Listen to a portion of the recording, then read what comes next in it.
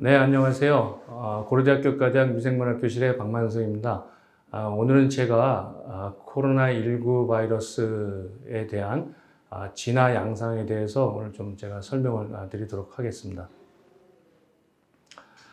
다 아시는 것처럼 이 코로나19를 유발하는 사스코브2 바이러스의 이제 확산에 의해서 지난 4개월간 전 세계적으로 무려 400만 명 이상의 케이스가 지금 발생을 했습니다.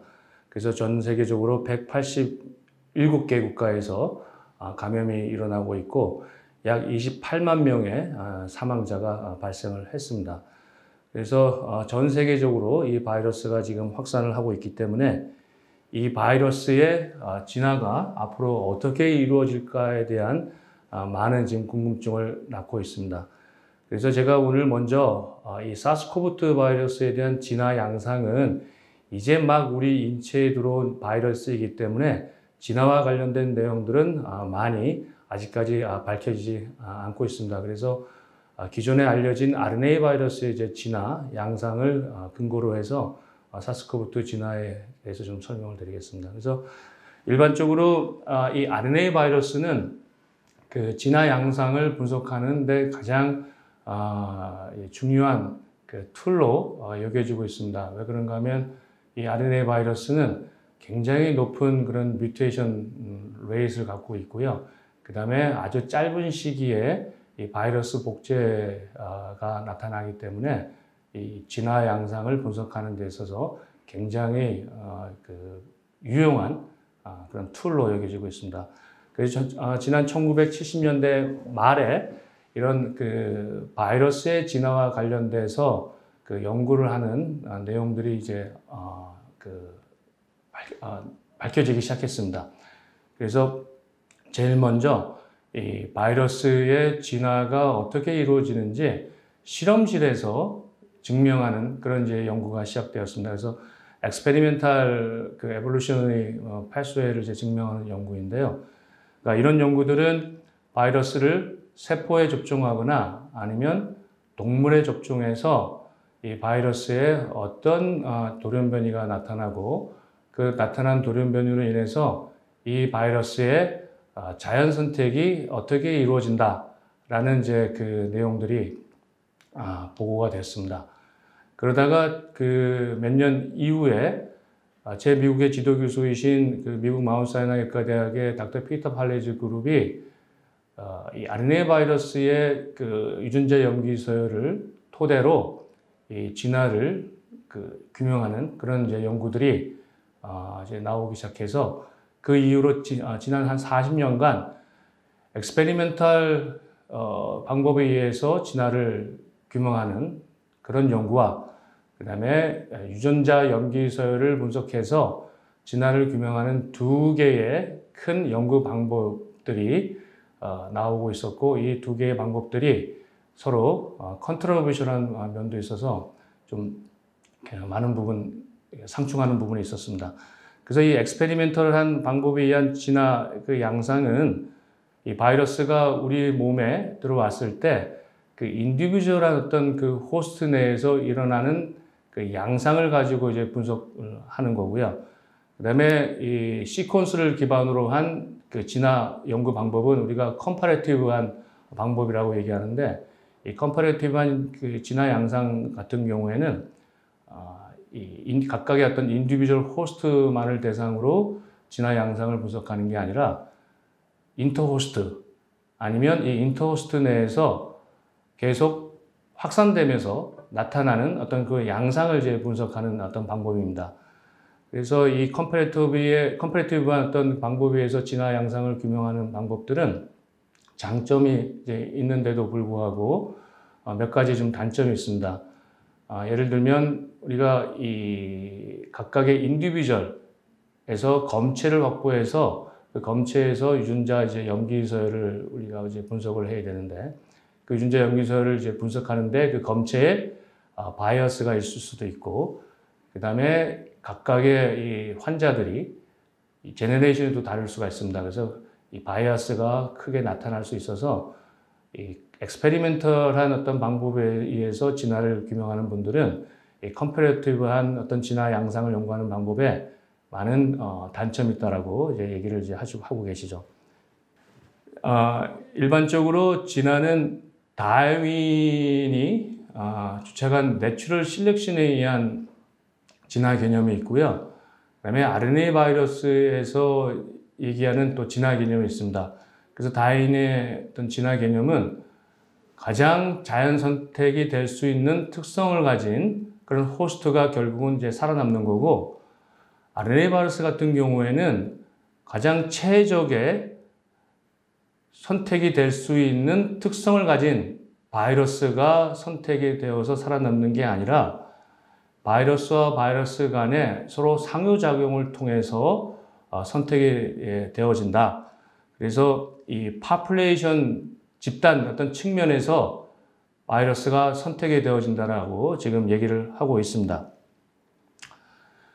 그리고 저희가 이제 RNA 바이러스의 진화에 대해서 또 설명을 할 때 이 바이러스가 일단 이제 우리 그 사람에 감염이 되면 바이러스가 며칠 동안 우리 몸에서 증식을 하게 됩니다. 그래서 며칠 동안 증식을 이제 하게 되면 RNA 바이러스 복제 요소에 의해서 다양한 지노믹 시퀀스를 갖는 바이러스들이 생성이 될 수 있습니다. 그래서 그런 다양한 어떤 시퀀스를 갖고 있는 바이러스들, 이제 그거를 저희가 이제 인트라 호스트라고 그러는데, 이런 인트라 호스트 클론들 간에 어떤 바이러스가 서로 선택이 되어질 수 있는지 이제 저희가 연구를 하기도 하고, 그 다음에 이제 이 환자분이 바이러스를 다른 분들한테 감염을 이제 시킬 때, 그때 이제 인터 호스트의 컨택에 의해서 바이러스 감염이 이제 확산이 되게 됩니다.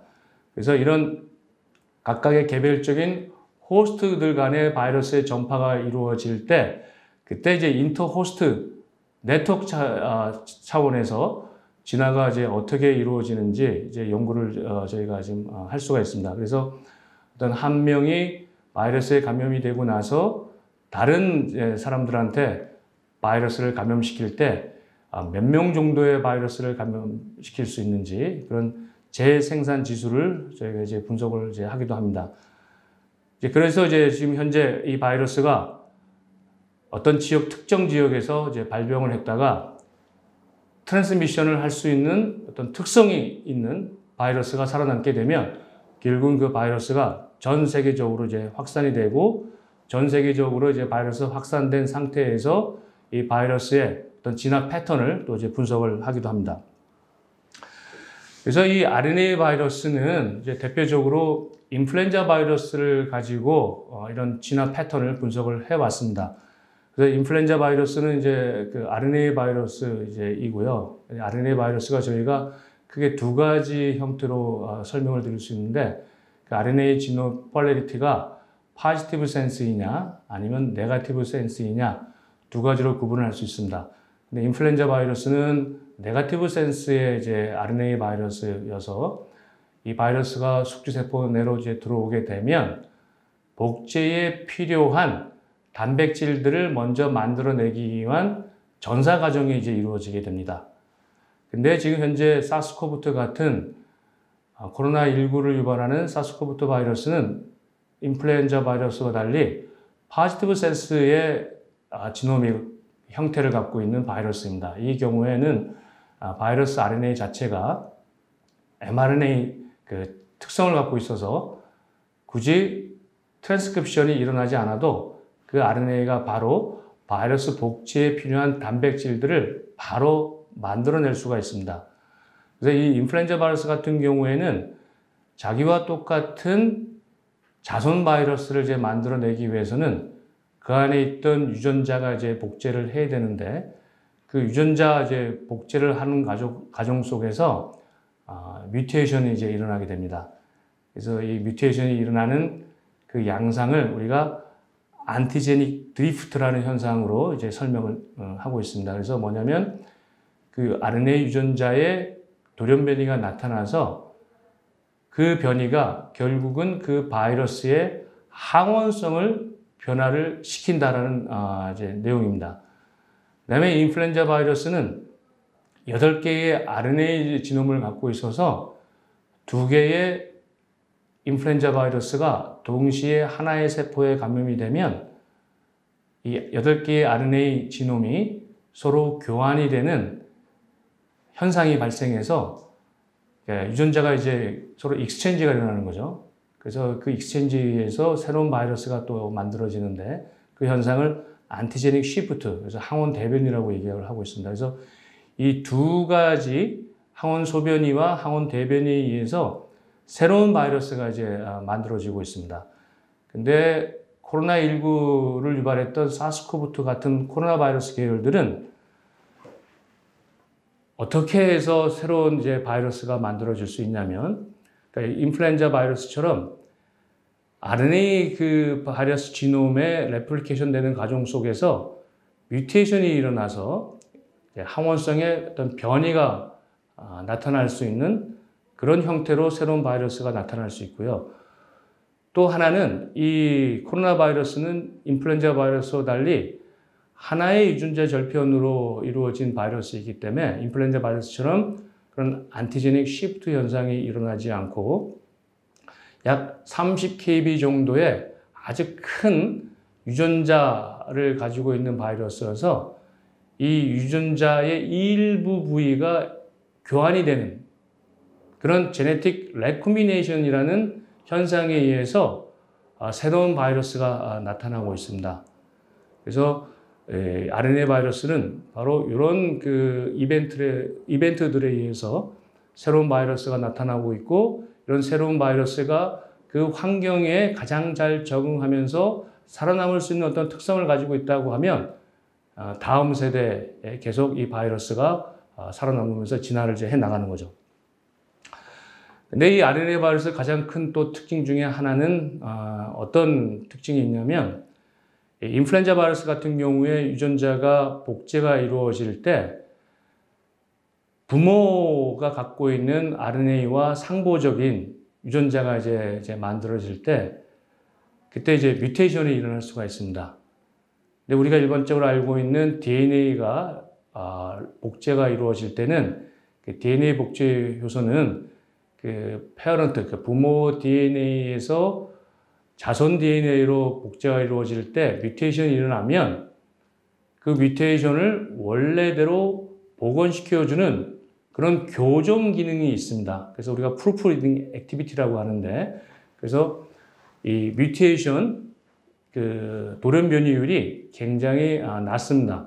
근데 이 인플루엔자 같은 RNA 바이러스는 이 복제 요소에 이 뮤테이션을 원래의 그 유전자로 복원시켜주는 이 프루프리딩, 교정 기능이 없습니다. 그래서 복제 과정 속에서 돌연 변이가 나타나면 그대로 그 돌연 변이가 자선 바이러스 RNA에 그대로 축적이 됩니다. 그러면서 자손 바이러스들은 부모 바이러스와는 다른 유전자 염기서를 이제 갖게 되는 거죠. 그래서 바로 이런 현상에 의해서 그 인플루엔자 바이러스는 아까 제가 말씀드린 대로 안티제닉 드리프트, 항원 소변이, 그 다음에 안티제닉 시프트, 항원 대변이, 이 2가지 이제 현상에 의해서 새로운 바이러스가 이제 만들어졌고, 안티제닉 시프트라는 완전히 유전자 절편 전체가 바뀌는 안티제닉 시프트에 의해서 새로운 바이러스가 만들어졌을 때는 이 바이러스가 우리 인체에 감염될 경우 팬데믹이 일어났다라는 그런 이제 보고들이 있습니다. 그래서 지난 20세기에 인플루엔자 바이러스의 안티제닉 시프트에 의해서 3번의 대유행이 있었고, 올해 21세기에 들어서는 지난 2009년에 신종 인플루엔자에 의해서 첫 번째 또 팬데믹이 발생을 했었습니다. 그래서 이 코로나 바이러스 같은 경우에 이 인플루엔자와 같은 팬데믹이 앞으로 다시 발생을 할 거냐라는 어떤 저희가 질문을 던질 때 그 질문에 답을 하기 위해서는 이 코로나19를 유발하는 사스코브2 바이러스의 그런 특성을 잘 이해하고 그 특성을 이해해서 진화가 어떻게 이루어질 것인가를 이해를 하면 아마 이런 대유행이 또 나타날 것인가 아닐 것인가에 대한 좀 정확한 답은 아니겠지만 어느 정도 저희가 답을 할 수 있을 것으로도 생각을 하고 있습니다.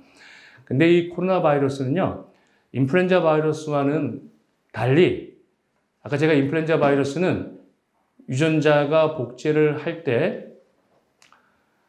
뮤테이션이 일어나면 그 뮤테이션을 원래대로 복원시켜주는 프루프리딩 액티비티가 없다고 그랬는데 이 코로나 바이러스는 그 기능을 갖고 있습니다. 그 교정 기능을 갖고 있어서 다른 RNA 바이러스와는 달리 이 뮤테이션 레이시, 그러니까 돌연변이율이 낮습니다.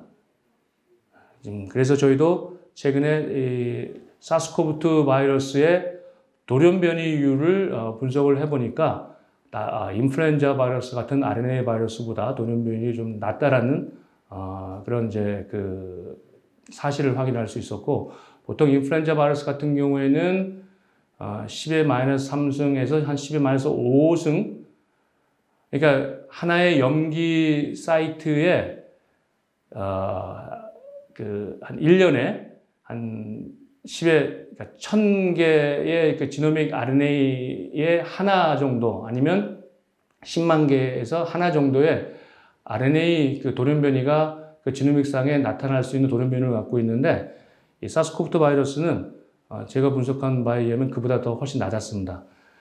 그래서 지금 이 사스코브2 바이러스가 중국인 과학자들에 의해서 제일 처음 전장 유전체, 그 풀지놈 시퀀스가 오픈 웹사이트에 이제 보고된 이후에 전 세계의 많은 과학자들이 이 사스코브2 바이러스의 풀지놈 시퀀스를 이 지스에이드라는 사이트에 등록을 이제 하였고, 이 시퀀스를 토대로 이 사스코브2 바이러스 유전체의 특성을 이제 분석을 이제 하였습니다.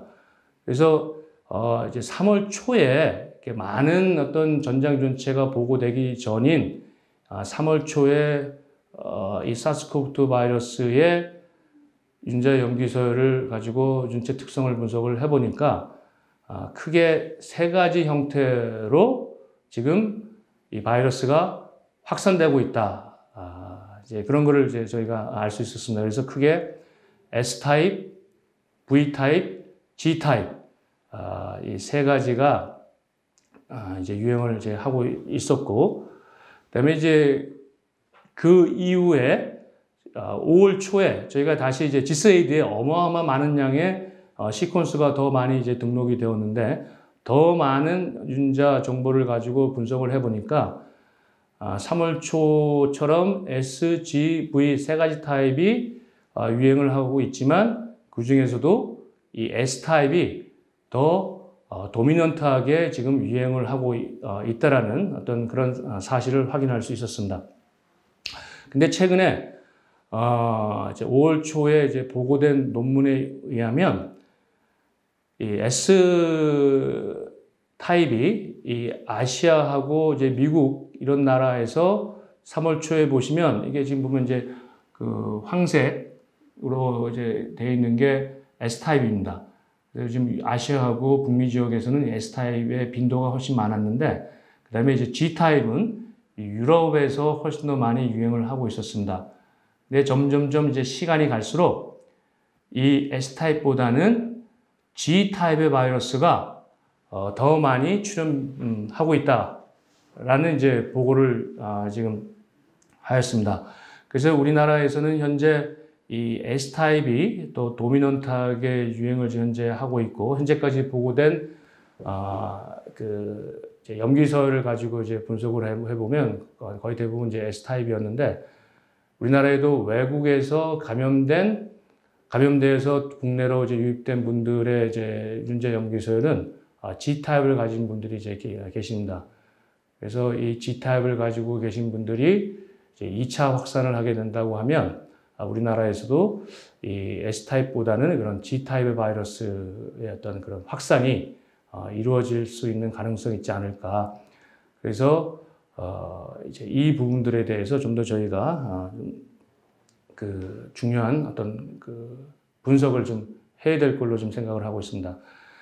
그래서 이 바이러스가 우리 인체에 감염이 이루어지고 나면 이 바이러스가 과연 우리 사람한테 얼마나 이제 그 큰 위협을 가할 것인가, 얼마나 큰 위해를 끼칠 것인가, 그 위해도 레벨을 저희가 도출해서 여러 가지 뭐 방역 대책을 세우는 어떤 그런 이제 근거로 저희가 이제 삼는데, 이 위해도 레벨을 도출할 때 이제 많이 그 저희가 분석을 하는 거는 이런 유전체와 어떤 바이러스 특성을 이제 분석을 해서 이 위해도 레벨을 도출을 하고 있습니다. 그래서 이제 유전체 분석을 통해서 이 바이러스의 유전체 계통 분석을 하고 또 변이율이 어떻고 어떤 유전적인 다양성이 있는지, 그다음에 이 전 세계적으로 확산되면서 이 지리적 어떤 특성을 또 나타내는지, 이런 분석과 그다음에 각각 이 바이러스의 어떤 유전체가 갖고 있는 특성이 이 바이러스의 생물학적 특성에도 영향을 미치는지 이제 분석을 해서 이 사스코브2 바이러스의 전체적인 어떤 특성을 이해하는 그 자료로 활용을 하고 있습니다. 그래서 이 바이러스 유전체 분석을 저희가 이제 할 때는 여러 가지 생물 정보학 프로그램을 이용해서 이제 분석을 하고 있습니다. 그래서 이 아까 제가 말씀드린 대로 RNA 바이러스는 유전자 돌연 변이에 의한 어떤 진화를 분석하는데 가장 유용한 어떤 시스템이 된다고 말씀드렸는데, 그래서 많은 생물 정보학자들이 새로운 프로그램을 개발할 때 이 RNA 바이러스의 유전체 분석을 통해서 생물 정보학 툴들을 개발을 하고 있습니다. 이 툴을 개발해서 그런 에볼루션 프로파일들을 분석을 하고 있습니다. 그리고 이 유전체 분석과 더불어서 이제 바이러스 특성을 저희가 이제 규명할 때 중요한 툴로 사용하는 이제 그 시스템이 있는데, 바로 유전체 정보만을 우리가 알면 그 정보를 토대로 실험실에서 바이러스를 만들어낼 수가 있습니다. 그래서 유전체 분석을 통해서 어떤 유전체가 전파에 굉장히 중요한 역할을 하는 유전체인 것 같다, 아니면 병원성에 영향을 미치는 어떤 그 유전자인 것 같다, 그런 이제 정보가 도출이 되면 그 유전자를 갖고 있는 바이러스를 실험실에서 만들 수가 있습니다. 그 실험실에서 그런 뮤테이션을 갖고 있는 바이러스를 만들어서 와일드 타입 바이러스와의 그런 전파력 특성 분석, 병원성 특성 분석을 통해서 저희가 이 바이러스의 어떤 생물학적인 특성을 이해를 해서 뭐 백신 개발이나 치료제 개발에 활용을 또 하고 있습니다. 그래서 그 다음에 저희들이 이제 많이 이제 갖고 있는 질문은, 이 코비드-19 이 감염 질환이 인플루엔자 독감처럼 매년 겨울철에 우리한테 찾아오는 감염 질환이 될 것이냐라는 이제 질문을 많이 이제 하고 계십니다. 그래서 인플루엔자 같은 경우에는 매년 겨울철에 지금 찾아오고 있는데, 그게 바로 이 소스 싱크 모델이라는 어떤 개념으로 저희들이 이제 설명을 하고 있습니다. 그게 뭐냐면, 이 독감은 이 적도 지역에서 매년 발생하고 있습니다. 그러니까 매월 발생하고 있습니다. 근데 겨울철보다는 어떤 그런 발생 건수는 적지만 매월 발생하고 이제 있어서 남반구가 겨울이 되는 시점에 이 적도 지역에 방문했던 분들이 독감에 걸려서 이제 남반구에 이제 오게 되면 확산을 이제 또 시키는 거죠. 그러다가 다시 이제 겨울철, 북반구에 이제 겨울철이 오면 다시 그 북반구에 살던 분들이 이 적도 지역에 왔다가 이 독감에 걸려서 다시 북반구 지역에 가서 북반구에 독감을 확산시키는 그런 사이클을 이제 만들어내고 있는데, 근데 이제 이런 매년 독감이 발생을 우리가 이제 하는데, 그럼 독감 같은 경우에도 많은 분들이 독감에 걸려서 그런 항체가 몸에 있고, 그다음에 많은 분들이 또 감염이 되니까 허드 이뮤니티라는 집단 면역이라는 어떤 그것도 형성이 되는데, 매년 겨울철마다 독감이 발생하고 있거든요. 그거는 바로 아까 제가 말씀드린 대로 인플루엔자는 항원 소변이와 이런 항원 대변이 현상에 의해서 새로운 신변종 바이러스가 많이 만들어지기 때문에, 그러니까 항원적으로 기존의 독감 바이러스와는 항원적으로 다른 바이러스가 만들어지게 되면 그 면역 시스템이 더 이상 어떤 효력이 없어지게 되는 거죠. 그래서 이제 매년 독감이 발생하는데, 이 코비드-19 같은 경우에도 매년 어떤 겨울철에 찾아오는 감염 질환이 되기 위해서는 기존에 형성된 허드 이뮤니티를, 그러니까 집단 면역을 무력화시킬 수 있는 그런 안티제닉 변화를 깨할 수 있는 어떤 특성이 있다라고 한다고 하면 아마 매년 겨울철마다 어떤 손님처럼 찾아오는 질환이 될 수 있습니다. 그래서 그런 우리가 이제 질문에 대해서 매년 겨울철마다 찾아오는 질환이 될 것이냐라는 질문에 대한 답을 얻기 위해서는 바로 이 코비드-19을 유발하는 사스코브2 바이러스의 이 항원적 특성들을 이해하는 일들이 이제 이루어져야 할 것으로 지금 생각을 하고 있습니다. 그래서 이런 항원적 변이에 의한 진화가 어떻게 이루어질 것이냐. 그래서 이 사스코브2 바이러스의 항원적 다양성은 또 어떻게 이루어질 거냐. 그래서 이런 항원적 다양성이 어떻게 이루어지는지 저희가 정확히 이해를 해야 거기에 맞는 백신 개발이 이제 이루어질 수 있습니다. 그리고 이런 항원적 다양성을 저희가 아주 치밀하게 감시하고 해야 다가오는 어떤 코비드-19 바이러스에 대한 대응책을 마련할 수 있을 것으로 생각을 하고 있습니다. 그래서 그 인플루엔자 바이러스 같은 경우에는 이런 항원적 다양성에 의해서 지금까지 매년 이제 겨울철에 찾아오는 이제 손님이 되었고요. 그게 바로 RNA 바이러스 유전체에 나타나는 돌연 변이가 축적이 되면서 항원적인 어떤 특성의 변화에서 새로운 신변종 바이러스가 나타나서 매년 겨울철에 찾아오고 있다.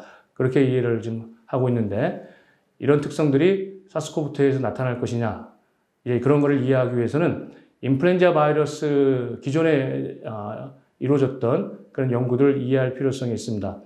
그래서 기존의 인플루엔자 바이러스 같은 경우에는 이런 항원적인 어떤 그 변화가 유전적인 어떤 변화에 의해서 나타나는데, 그것도 주요 부위의 어떤 변화에 의해서 그 특성이 결정된다라고 알려져 있습니다.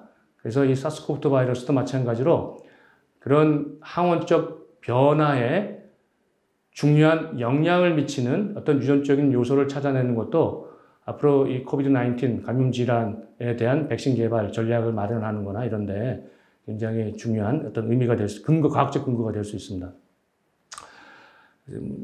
그래서 지난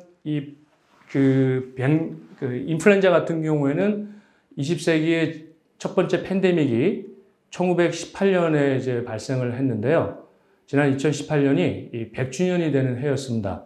그래서 영국에서 저희 미국의 제 지도 교수님이 이 1918년 대유행을 다시 반추해보는 그런 100주년 세미나를 열었는데, 그때 이제 그 모두 발언에서 이제 그림을 가지고 설명을 해주셨는데, 1918년 대유행이 일어나고 나서 지난 100년 동안 우리 인류가, 과학자들이 어떤 일들을 했는지에 대해서 좀 이렇게 열거를 하셨습니다.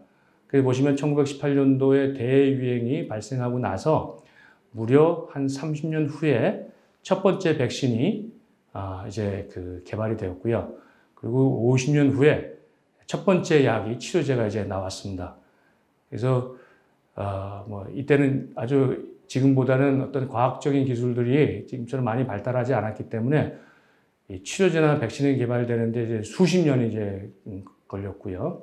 그래서 1918년도 이 대유행이 발생했을 때 살았던 분들이 감히 상상할 수 없었던 일들이 지난 100년 동안 이렇게 이루어졌습니다. 그래서 앞으로 100년 후 2020년 이제 코비드-19, 2019년이라고 얘기를 하면 2119년에 이제 우리 그 후손들이 지나간 100년을 이제 반추해 볼 때 과연 어떤 일이 이제 있었는지 똑같이 이제 이런 세미나를 열 때 이때 열거를 하면서 이 코비드-19 백신이 언제 개발이 되었고 치료제가 언제 개발이 되었고 하는 이런 일들이 일어나기를 기대를 하면서 오늘 강의를 여기서 마치도록 하겠습니다. 예, 감사합니다. Good friend, KSMCB